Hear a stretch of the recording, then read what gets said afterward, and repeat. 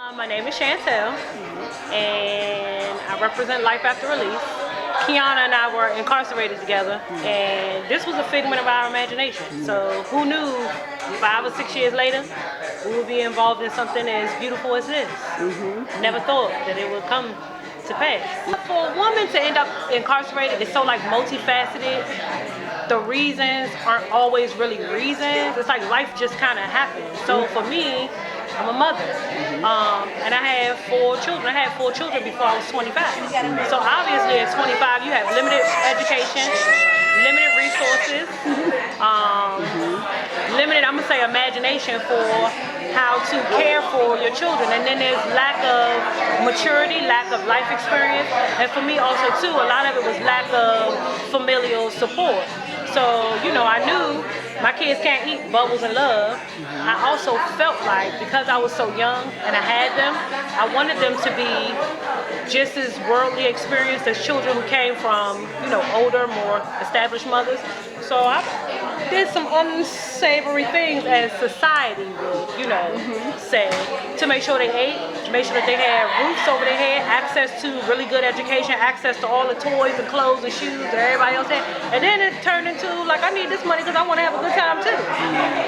Well, who knew that was called embezzlement? I didn't know. Oh. And they would send you to prison for it. And that's really just it. So fast forward to tape, if I could offer support to somebody that is the used to be me, so that they don't have to fall into the same pitfalls that I fell into, I feel like that's what I'm supposed to be doing.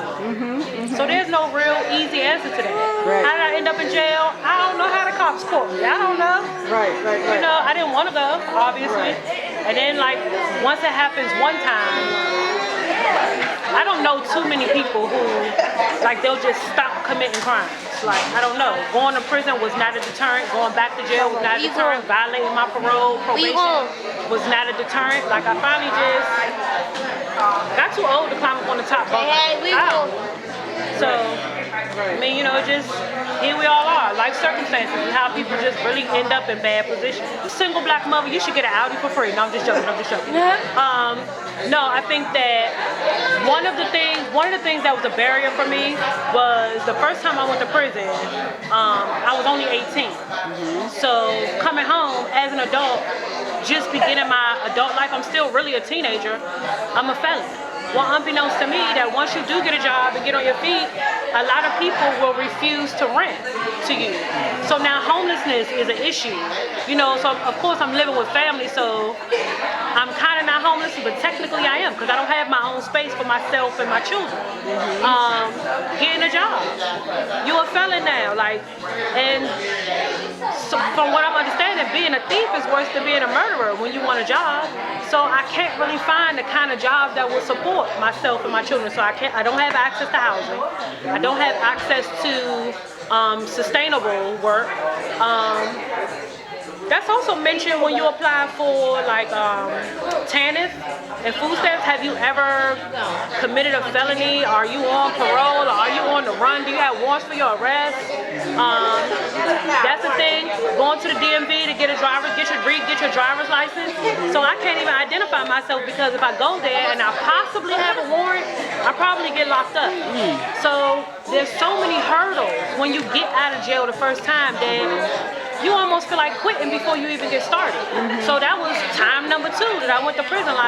It's easier to just be back out in the street. Nobody gives a damn if I got a license or not, Nobody gives a damn where I work at. And hell, I don't have to work because I'm making more money in the street than I am at a real job. But here come the cops again. So I think if I could ask, or if I could wish that we had access to certain things, it would be access to housing. It would definitely be access to, sustainability. I'm not really sure what that would look like, but I feel like any woman that has children just getting out of jail should automatically be given a stipend by the state, with no stipulations, no strings attached. You got 12 months to use this money for good or use it for the bad, but whatever you use it for, you can't say that we didn't try to help. I think access to transportation should be absolutely for free for the first 6 months, whether it be the Metro, Lyft, Uber. The community needs to get really, really involved, and not just, oh, here's a $25 gift card and tell me all your business for it. No, like, you can't drive Uber or Lyft. So if you do come out of jail and your grandma lets you borrow her car, you can't even use the car to make money because they don't allow it. Like, I can't drive for Uber, I can't drive for Lyft, I can't get an Airbnb, so I can't even go on vacation. Airbnb, like, shut my Airbnb account down because they did a background check and found out that I'm a felon. So I can't go on vacation, I can't drive a car to make money for myself.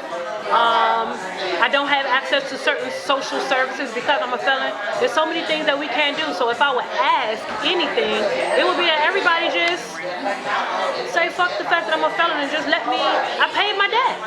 I paid my debt. Like, just let me be me again. You know. So yeah. That's another, like, a really hard question. I don't know how to just let me be who I am, just like you and her and everybody else. Like.